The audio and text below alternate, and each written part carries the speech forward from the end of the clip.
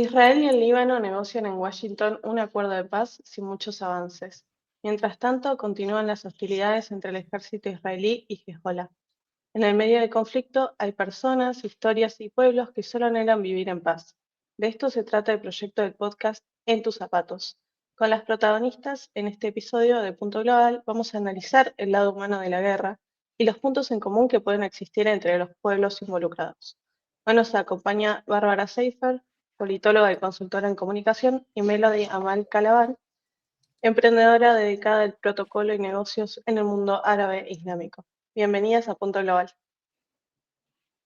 Hola chicos, gracias por invitarnos, qué lindo estar acá. Bueno, para comenzar, ¿cómo se están viviendo estas negociaciones, ¿no? De paz entre Israel y el Líbano y qué escucha cada una en su comunidad, de qué comunidad son? ¿Nos pueden contar un poco más de esto? Sí. Bueno, yo soy Bárbara Seifer, soy de la comunidad judía de Buenos Aires.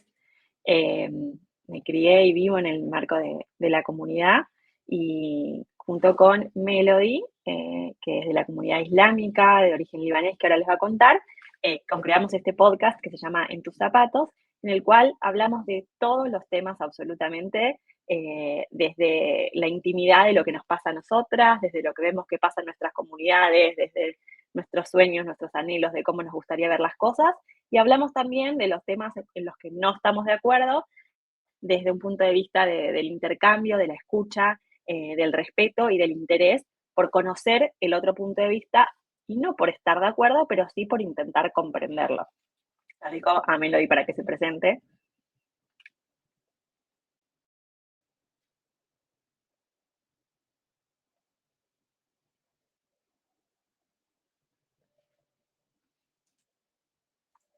Sí, Melody, te escuchamos.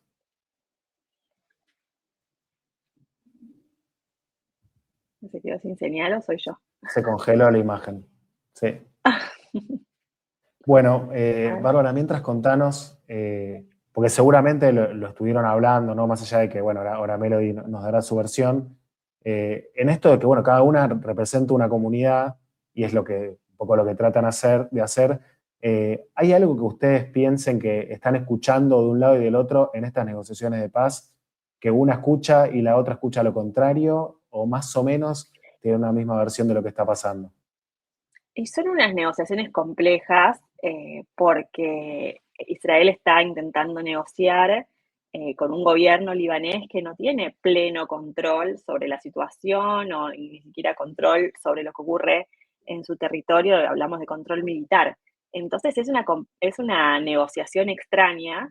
Desde el punto de vista israelí hay mucho optimismo y muchas ganas. Siempre hubo mucho interés en poder firmar una paz con este vecino en el norte, que es el Líbano, pero bueno, es importante que lo que se prometa se pueda cumplir y que sea una paz, que sea real. Y la realidad es que desde hace décadas que en el sur del Líbano está instalado el grupo Hezbollah, que es un grupo que participa de la política del Líbano, pero que tiene un control militar paralelo al ejército libanés sobre el sur del Líbano y que constantemente ataca con misiles al norte de Israel, por momentos hasta hacerlo invivible. Hay muchos momentos en los cuales quienes habitan el norte de Israel tienen que evacuar y pasan muchas semanas evacuados.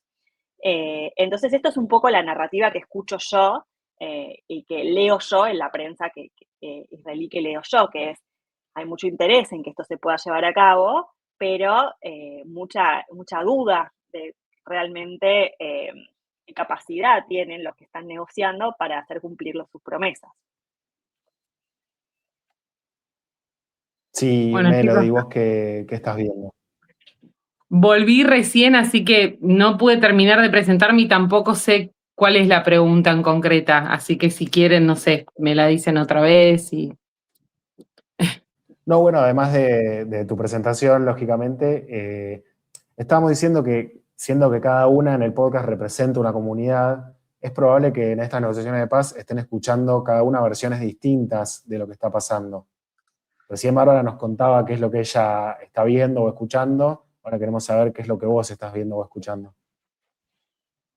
Bueno, la realidad es que más allá de que yo pertenezca a la colectividad libanesa y sea musulmana y Barbie pertenezca a la colectividad judía, nosotras también nos abocamos, estudiamos, nos formamos en resolución de conflictos, en diálogo interreligioso, ciencias políticas. Entonces, nuestra visión sobre lo que sucede hoy en día también cruza la frontera comunitaria y de la colectividad de la que cada una pertenece. A mí lo que me sucede particularmente con este caso, que no es lo mismo el conflicto, como le llaman algunos, árabe-israelí o palestino-israelí, o lo que sucedió después del 7 de octubre sistemáticamente en la región, es que esto se trata del Líbano, que es una tierra que por supuesto yo conozco, he visitado y todavía tengo familiares allí, como amigos que deciden vivir en el Líbano, porque la verdad es que es un país hermoso, maravilloso, y uno cuando está tan conectado a sus raíces, como pasa mucho con algunas comunidades italianas en Argentina, o la colectividad judía en Argentina, o la comunidad árabe, que siempre hay algo que nos reconecta con esa región por más que vivamos aquí. Por supuesto que como activista y servidora de la paz y el diálogo interreligioso y la resolución de conflictos, voy a bregar siempre por una paz duradera, una paz con justicia, y creo que en estos últimos intentos vemos un Líbano, una visión del Líbano en el que se hace.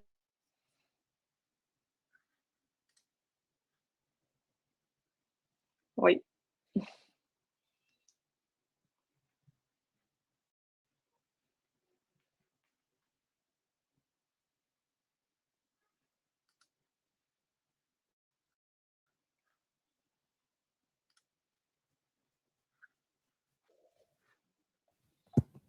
Ana, vamos con la próxima pregunta mientras tanto. Dale. Bueno, Barbie, ¿nos podés comentar si vos crees, ¿no?, que los distintos conflictos que fueron pasando alrededor de los años, sin entrar mucho en detalle con ellos, ¿no?, fue marcando las distintas generaciones, tanto del Líbano como de Israel? ¿Podemos entender que se puede llegar a generar cierto resentimiento o ciertas creencias por parte de cualquiera de las dos comunidades a las otras, ¿no? Esto entendiéndolo, ¿no?, desde la perspectiva de dos personas que pertenecen a las comunidades, es algo muy difícil de conciliar después de tantos años. Sí, nosotras lo que encontramos en común, tanto cuando hablamos de lo que es la sociedad israelí, el pueblo libanés, nuestros amigos que tienen vínculos con el pueblo palestino, es que todos, por un lado, están muy cansados de vivir en guerra. La sensación esta, sobre todo, por lo menos en Israel, esta última guerra, este último mes y pico de guerra con Irán, en la cual los israelíes, que están acostumbrados a tener una vida dentro de todo cómoda, más allá de que pueda caer un misil, que tengan que cada tanto ir al refugio, tuvieron que pasar casi 2 meses yendo 10 veces al refugio en la mitad de la noche. Digamos, hay mucho cansancio, pero también hay mucho resentimiento, mucho miedo, mucho temor, porque realmente son todos pueblos que han sufrido mucho. Y entonces, si bien hay esta incomodidad y este hartazgo y este deseo de poder vivir de otra manera, hay mucho miedo, mucha angustia, incluso de la No, gente los que escucho. solía trabajar para la paz y que solía desarrollar proyectos de intercambio y de diálogo. Hay como, nadie suelta, digamos, nadie tira la toalla, pero hay una sensación de que se retrocedió décadas en el trabajo que se venía haciendo y que hoy nuevamente nadie quiere encontrarse con nadie, hay mucha desconfianza, se sienten traicionados, eh, así que es algo que va a ser muy difícil. Y también estamos hablando de generaciones, por ejemplo, en el caso israelí, recordemos que el ejército, el servicio militar es obligatorio. Digamos, quienes están en el ejército son jóvenes, todos los jóvenes de entre 18 y 20, 21 años están en el ejército, todos los jóvenes del país, excepto algunas excepciones, como algunas comunidades ultraortodoxas, que son bastantes, digamos, que son pocas, y ese es un conflicto interno que tienen los israelíes, pero quiero decir, la gran mayoría están ahí. Entonces, los que están en el ejército, los que han visto horrores y cometido horrores y han vivido lo que es realmente lo que es una guerra, en primera persona, son una generación entera de jóvenes y son los hijos de una generación entera de padres, los hermanos, los primos, los sobrinos. Entonces, toda la sociedad está involucrada de manera personal en la guerra. Todos tienen un hijo, un primo, un marido, un hermano que participó de esta guerra, ya sea como conscripto, como reservista, porque se movilizó a casi todos los reservistas. Bueno, hay mucha gente que de esto se habla también poco, pero empiezan a salir estadísticas de muchos jóvenes traumados, muchos problemas de salud mental, porque obviamente participar de una guerra y de estas características no es gratuito. Entonces, el impacto que esto va a tener en las generaciones futuras, tanto por problemas de salud mental, por lo que tiene que ver con el miedo, los traumas y también esta narrativa de odio que se intensifica, nos hace pensar que va a ser muy difícil desde el punto de vista de la sociedad reconstruir, o sea, se va a trabajar en eso, hay gente que está trabajando, pero el trabajo va a ser muy arduo. Perfecto. Y parece cuando se habla de este conflicto como si la solución, más allá de todo lo que están diciendo ustedes, la única solución pasara con un desarme o una retirada de Hezbolá del sur del Líbano. ¿Esto ustedes creen que es así o hay otros factores que ven que impiden que el conflicto se resuelva?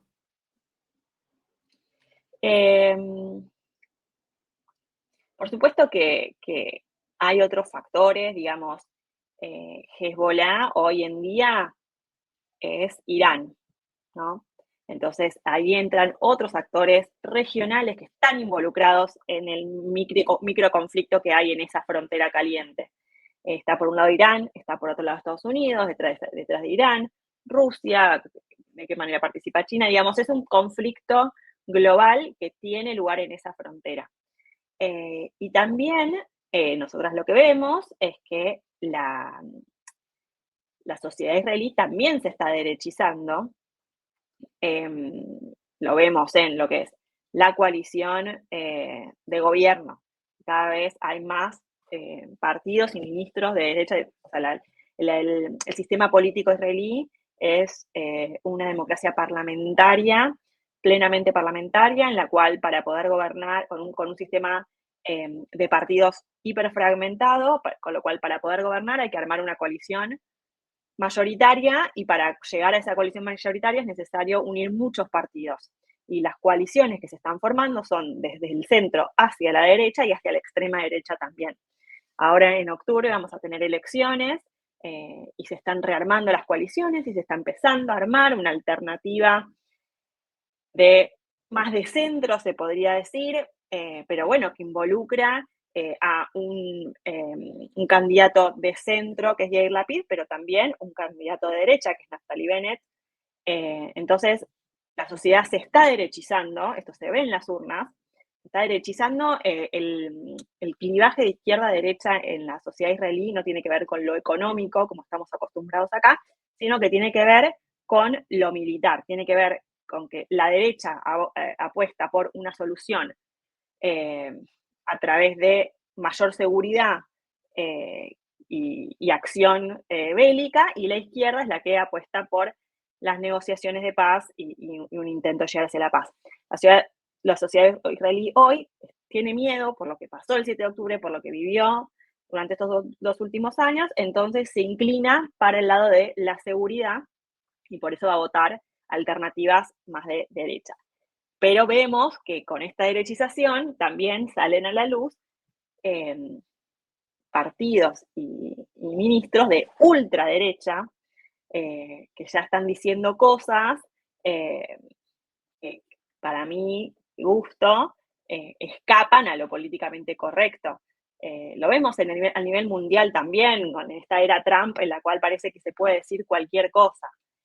Pero bueno, eso también lo vemos. Quiero decir, hay ahora jugadores en la política israelí que no se van a contentar ni siquiera con que Hezbollah se vaya del sur, y lo dicen abiertamente. Entonces eso ya es algo que, si bien no es algo que hoy en día afecta y se toma seriamente en un momento de negociaciones, no es tomado seriamente, pero bueno, aparecen voces que antes no estaban.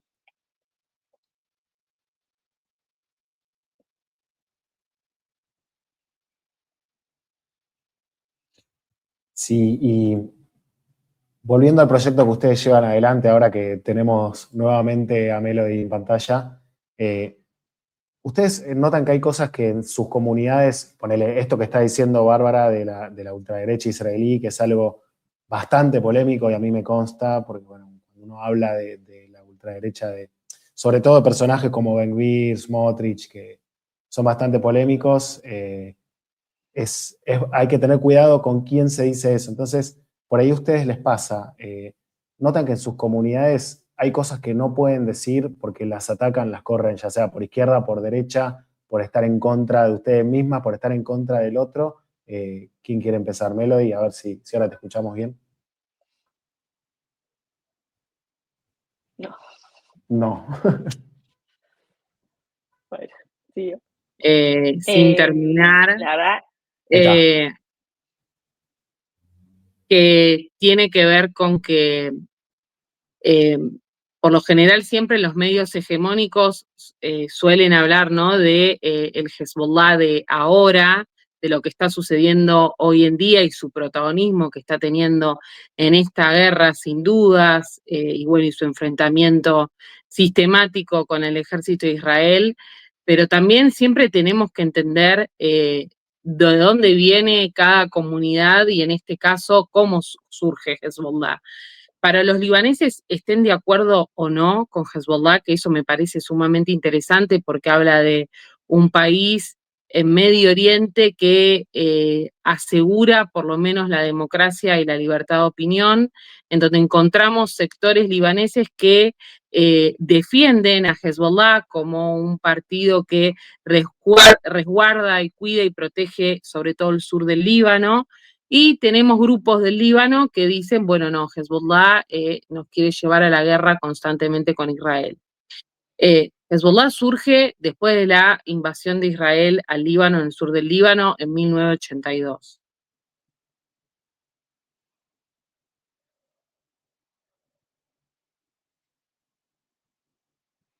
Enemigos más protagónicos de Israel, sobre todo hoy en día, y lo último que sucedió con la escalada de la guerra y del conflicto. Lo que pasa acá en Argentina, por supuesto que se vive de otra manera. Muchas veces podemos notar junto con Barbie que las diásporas, ante el dolor, la preocupación, la desesperación, en lo que vemos en el algoritmo, en las noticias, que son posturas muy fanáticas, de que siempre hay un enemigo común, ¿no? Entonces, más allá de las diferencias que pueden tener los libaneses, para los libaneses en su mayoría, quienes se quieren quedar con kilómetros, digamos, territoriales del Líbano, es Israel. Entonces, en eso tienen un punto en común todos los libaneses, por más de que pertenezcan a partidos diferentes, a religiones y cultos diferentes y a escuelas religiosas también distintas. Es decir, un libanés puede no coincidir con Hezbollah, pero sí cree que Israel se quiere quedar con el sur del Líbano. Y una comunidad libanesa por fuera del Líbano también cree que las personas, por ende, y de forma generalizada, que si son judías y defienden las políticas de Israel, defienden la idea de quedarse también con el Líbano y que el Líbano sea todo esto que nosotros escuchamos hoy en día, que es que el Líbano va a ser la nueva Gaza. Hoy podemos ver que un ministro, que un presidente, que un político israelí se burla de cómo se ve hoy en día en cenizas, en escombros, el sur del Líbano. Lo mismo si nosotros vemos alguna noticia en la que hay gente celebrando lo que sucedió el 7 de octubre, es un atraso muy grande y un gran desafío para nosotras desde En tus zapatos, que tratamos de compartir la narrativa del otro y el sufrimiento del otro y humanizar lo que está sucediendo con nuestras comunidades, que podamos acercarnos. Nosotras hoy en día nos encontramos en el gran desafío, por más de que se haya llevado después de 2 décadas un intento de negociación en Washington entre el Líbano e Israel, creemos que hay un gran desafío que es qué es lo que pasa con las diásporas, con las comunidades. ¿Qué vamos a hacer con todo lo que sucedió y con lo que sigue pasando hoy en día? ¿Cómo nos vamos a manejar? ¿Qué es lo que podemos hacer trabajando de forma mancomunada para evitar el cese de islamofobia y antisemitismo que hay en todas partes del mundo? No únicamente justamente en los lugares de conflicto, sino en Europa, en América Latina, en Argentina, la persecución que hay para quienes piensan diferente. Bueno, ¿qué podemos hacer nosotras desde este lugar? ¿Y Bárbara? Bueno, comparto en este punto. Por supuesto, cuando nosotros vamos hablando, y esto es lo rico del podcast y de este proyecto, van saltando cosas que sobre las que una está convencida y para la otra es algo ridículo y quizás nos damos cuenta de que ahí hubo un mito que se instaló y que es necesario y es muy rico poder desarmar. Digamos, esta idea de que todos los libaneses allá o en la diáspora están convencidos de que Israel quiere quedarse con territorio libanés es algo que tanto los israelíes como los judíos alrededor del mundo, que los distingo, no es lo mismo, pero digo, los que estamos metidos en esta narrativa, digamos, pro-israelí, jamás escuchamos. O sea, yo le digo a Melody, yo jamás escuché que Israel quisiera quedarse con el Líbano, digamos, es un problema puramente de seguridad. Si la frontera es una frontera segura, lo que más queremos todos los que, bueno, estamos de este lado es que haya paz, como se firmó la paz con Egipto, con Jordania, digamos. Esa es la parte que yo veo. Por supuesto que puede haber extremistas, grupos minúsculos extremistas, que desde una narrativa más religiosa, ortodoxa, que lean la fuente y digan, bueno, todo el territorio por el cual pasaron nuestros patriarcas, queremos que sea nuestro. Pero es algo totalmente minoritario, que yo nunca lo escuché hasta que Melody me mandó un video por Instagram de un padre leyéndole a un hijo un cuento en hebreo donde decía, mira qué lindo el Líbano, todo esto va a ser nuestro. Y yo digo, yo eso jamás lo escuché y lo chequeé con un montón de gente que en mi entorno y jamás lo escuchamos.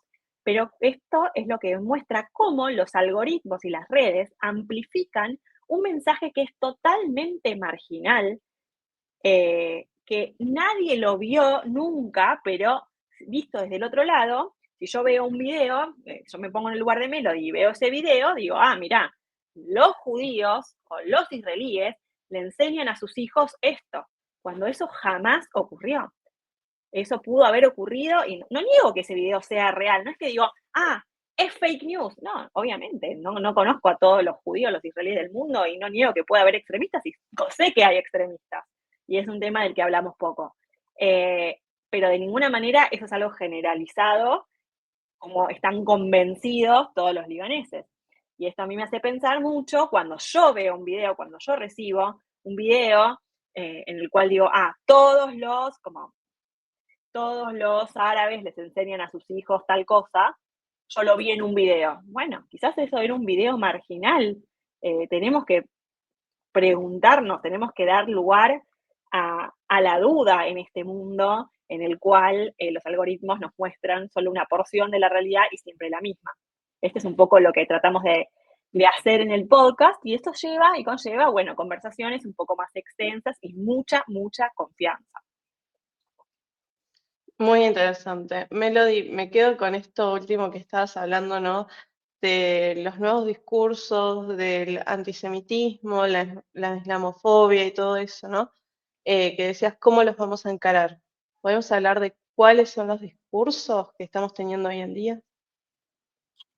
Bueno, Ana, hoy podemos escucharlo a nivel global que hay digamos, una postura eh, de parte de diferentes partidos políticos y de personajes que tienen, digamos, su protagonismo en los medios de comunicación y sobre todo en las redes, en posturas muy estrictas. A mí me pasa y me duele muchísimo cuando escucho muchas veces estas ideas generalizadas en Argentina de ciertos políticos o cercanos al ambiente político sobre el Islam, ¿no? Cuando hablan de acabar con el terrorismo islámico. Eh, no se habla de otra cosa que no sea del Islam que del terrorismo islámico, ¿no? Esto de enfrentarnos al fanatismo islámico.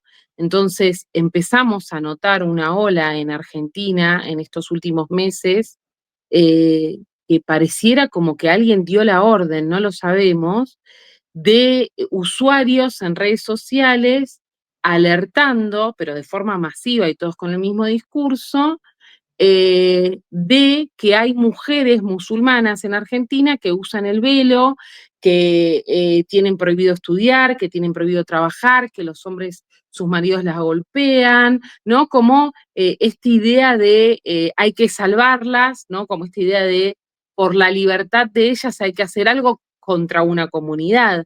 Entonces, digo, estos discursos que empezamos a escuchar este último tiempo, ¿no?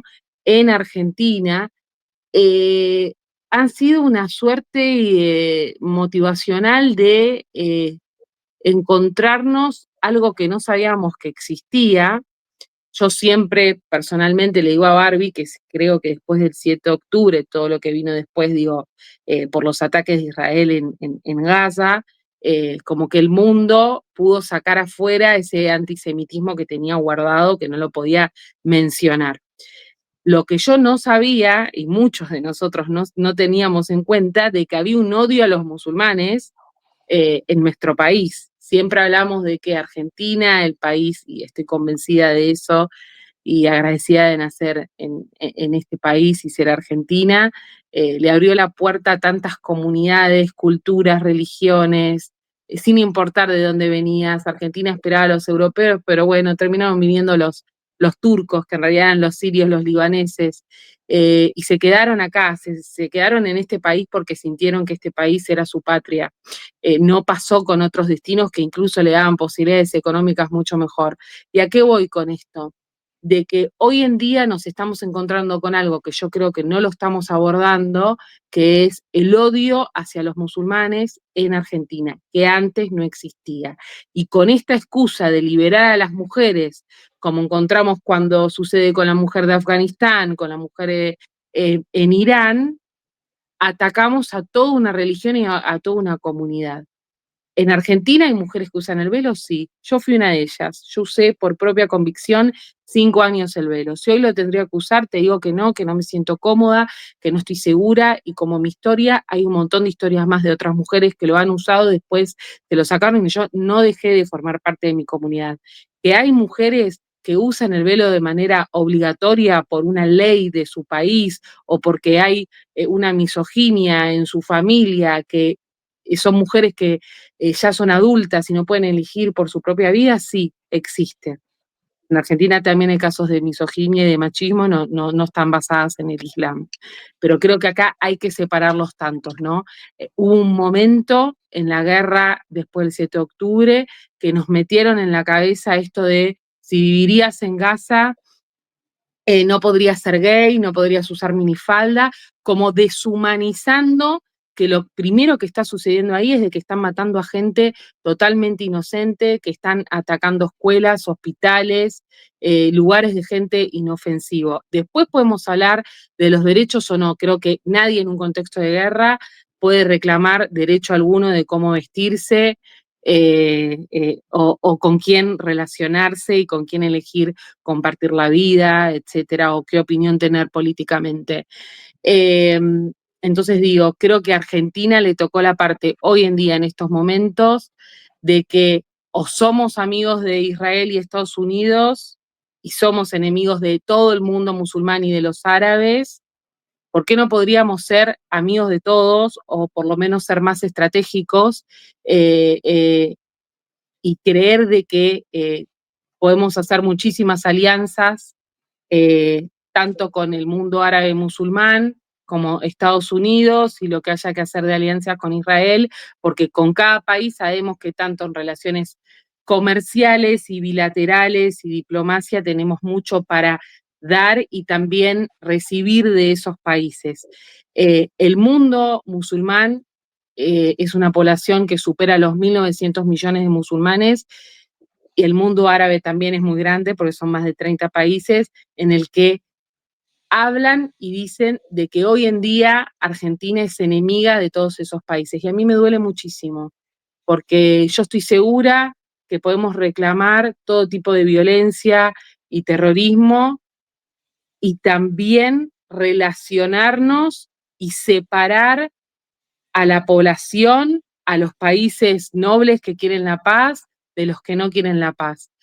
A mí en tus zapatos, y ser amiga de Barbie y amiga de sus amigos, ella amiga de mis amigos, me enseñó algo que jamás pensé que lo iba a decir, de que si yo quiero flamear en la calle la bandera de Palestina por respeto y amor a un pueblo que está sufriendo, también tengo que entender que Barbie o quien fuere, tiene derecho en un acto de recordatorio, digamos, de memoria por lo que sucedió el 7 de octubre, quiere flamear la bandera de Israel y tranquilamente todo podría habitar, bueno, en un mundo quizás utópico, en paz, porque son los sentimientos que nosotros tenemos y los lugares de donde venimos, ¿verdad?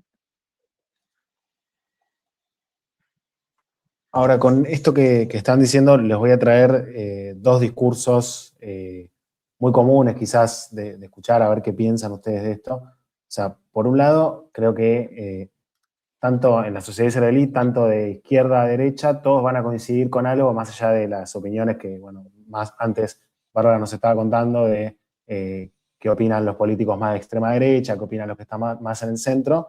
Hay una opinión que es unánime, que es bueno, más allá de cualquier cosa que se negocie, no negociamos el derecho del Estado a existir. Y por otro lado, están, bueno, obviamente la postura más quizás extremista de justificar absolutamente todo lo que se hace en pos de eso.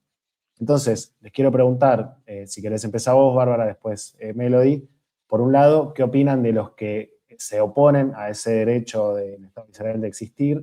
Y por otro lado, ¿qué piensan de los que justifican absolutamente cualquier cosa y dicen cualquier barbaridad con tal de defender ese derecho?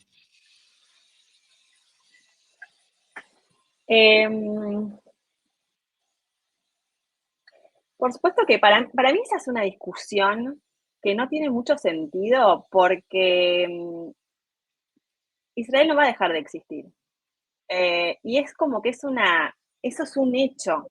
Entonces, yo siempre soy muy pragmática y pienso que nuestros esfuerzos tienen que estar puestos en tratar de, hacia futuro, vivir mejor, y eso implica vivir en paz. Entonces,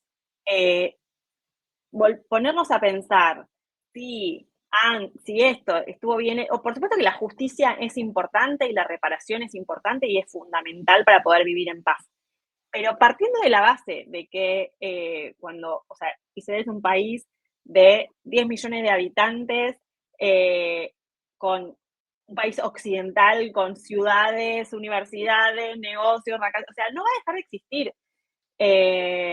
Y eso a mí me pone muy nerviosa porque creo que los que levantan esa bandera no están colaborando con nada que vaya a ser real en la práctica, o sea, no están proponiendo nada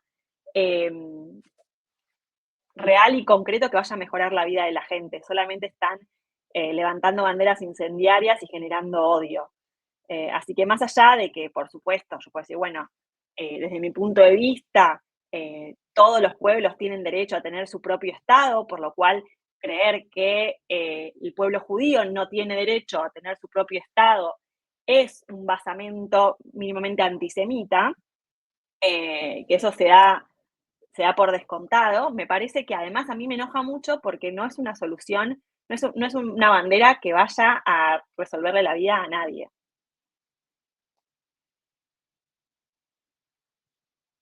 Bueno, siguiendo Sí. con lo que dice Barbie, eh, yo descubrí algo en este último tiempo, sobre todo porque hay noticias constantes sobre marchas, concentraciones, movilizaciones, que la mayoría de las personas que dicen que la solución sería que Israel no deba existir no son palestinos.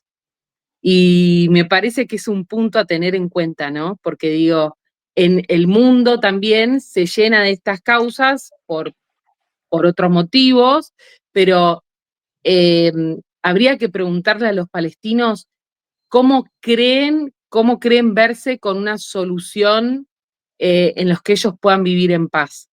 Eh, la experiencia que tenemos nosotras desde En tus zapatos, en nuestro trabajo, dando los talleres, las capacitaciones, dando entrenamientos en muchas partes del mundo, donde sí tenemos más chance de ver a israelíes y palestinos sentados juntos, es de que es gente que quiere que haya dos estados para dos pueblos, o un estado con un nombre, como se llame, pero de que puedan vivir en paz. La gente está cansada de enterrar a sus hijos, de eh, velar a sus muertos, de no poder ir a trabajar, de no poder ir a estudiar, de tener que ver si encuentra una alternativa en otra parte del mundo que no sea su país, ¿no? Eh, Porque si nos vamos a enfocar en la frase, digo, también está la desde el mar al Jordán, ¿no? Que creo que está adjudicada a Netanyahu, no quiero decir algo sin estar segura de eso, pero digo, a mí me pasa algo muy personal con la simbología, ¿no? Cuando nosotros voy a una institución árabe o veo una imagen de Palestina, el mapa de Palestina es todo el mapa. Y cuando voy a una institución judía, que nos invitan mucho a Barbie y a mí para charlar, hay gente, y sobre todo lo noté después del 7 de octubre, ¿no? Como esta cosa de para sentirse más cerca del lugar que uno quiere y ama, que se ponen la cadenita con todo el mapa.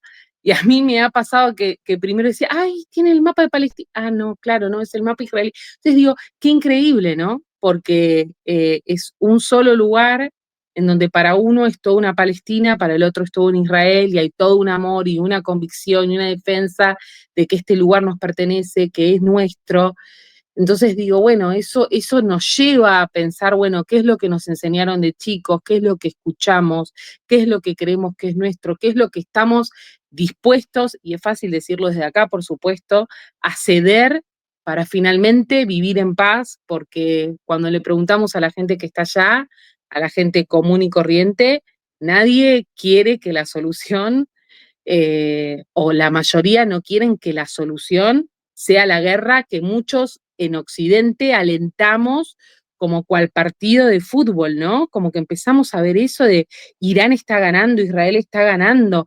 ¿Ganando qué? Si está muriendo gente, si están muriendo niños, si hay mujeres que están menstruando y no tienen cómo higienizarse, no tienen dónde parir, hay traumas, los traumas de guerra. De las guerras anteriores y de las actuales, el aumento de suicidios. Bueno, ¿qué pasa con todo eso? Son todos seres humanos que están viviendo un momento que es atroz. Y hay una frase que no me la voy a acordar tal cual, pero que es de Edward Said, palestino, que dice, ¿no? Como que la madre se quedó esperando a su hijo, la abuela se quedó esperando a ese padre, el niño se quedó esperando a su padre. Yo no sé quién tiene la culpa de esta guerra, pero sí sé quién está pagando las consecuencias de esta guerra, ¿no? Y eso nos lleva a darnos cuenta de esto que decimos siempre con Barbie, que es la vida humana ante todo. Parece cursi hablar de la paz, de la vida humana, parece cursi y también es como que parecemos traidoras cuando nos escuchamos una a la otra y no nos peleamos porque Barbie viene con su verdad o la verdad de su comunidad y yo vengo con la mía.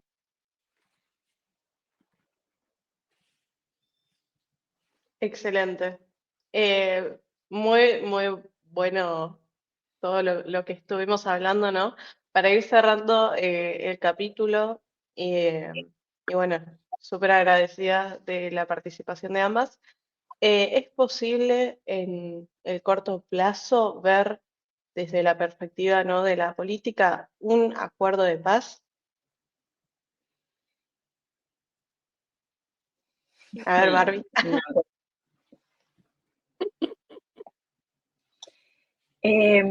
A ver, yo pienso que la paz va a llegar en el momento más inesperado, porque, digamos, lo último que estuvo pasando en estos últimos años, digamos, antes del 7 de octubre, todos hablábamos de que se venía una era de paz, los acuerdos de Abraham, Israel había firmado acuerdos de paz con varios países árabes, parecía que se venía el acuerdo con Arabia Saudita, que es un acuerdo muy importante y que abriría la puerta a muchos otros acuerdos. Y bueno, eh, creo que también eso tuvo que ver con lo que pasó. Hay actores, spoilers, que no les conviene que se firme la paz. Entonces, me parece que hay muchos hilos que se están tirando a otro nivel, que es un nivel invisible. Quiero decir, la figura de Trump es una figura muy impulsiva, que toma decisiones y hace y deshace alrededor del mundo, a su parecer, en el momento en que más o menos le parece.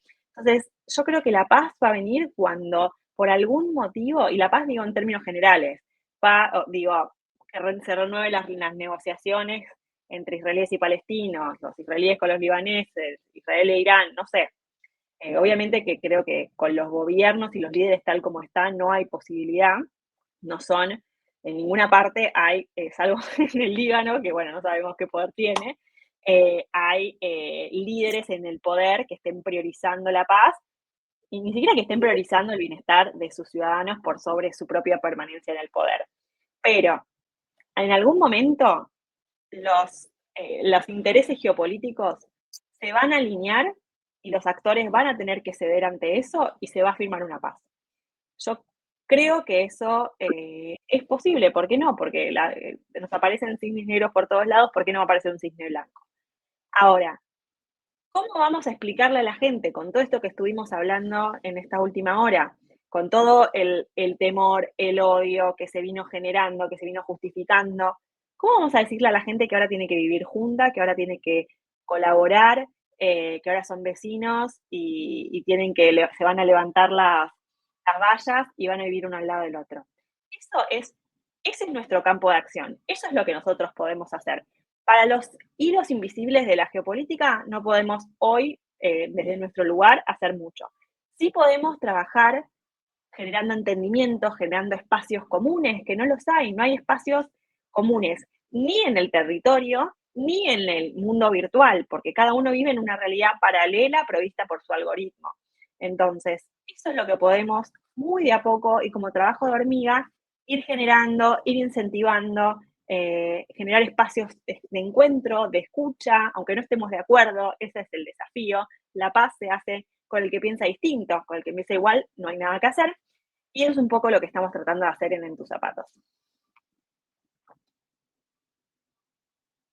Simplemente para agregar a lo que dice Barbie, es que yo creo que hay una nueva visión, digo, esta reunión del Líbano con Israel es diferente a lo que veníamos viendo anteriormente y que también lamentablemente por todas las pérdidas humanas que hubo y por lo atroz de esta última guerra, es de que en algún momento va a llegar la opción de la paz. Como dice Barbie, tenemos que ver cómo lo va a entender la población, ¿no? Vimos muchos videos en canales de televisión de allá, en Israel, en el Líbano, en el que le preguntan a la gente, al común de la gente, si quieren la paz con el Líbano, si quieren la paz con Israel. Y bueno, obviamente hay diferentes posturas. Creemos que en algún momento se puede llegar a dar, quizás no por el deseo de la gente común y corriente o por las acciones de forma indirecta, ¿no? Que vemos de las madres, por ejemplo, que caminaron en Roma descalzas, israelíes, palestinas, juntas de la mano, pidiendo por sus hijos. Pero bueno, hoy podemos ver eso, hoy podemos ver el deseo de la gente que pide y brega por la paz. Bueno, muchas gracias a las dos y las felicito por el proyecto que tienen. La verdad que es importante sobre todo desmitificar, ¿no? Porque como bien dijeron las dos, está lleno de mitos y creo que en los últimos años esos mitos solamente se intensificaron y bueno, sobre todo las redes alimentan mucho ese odio por ahí irracional, ¿no? De cosas que la gente repite sin entender y bueno, ustedes medio que tratan de traer un poco de claridad entre no sé, tanta duda y tantos conceptos incorrectos. Así que bueno, gracias a las dos. Gracias Gastón, gracias Ana, hermosa entrevista. Gracias, chicos, un placer.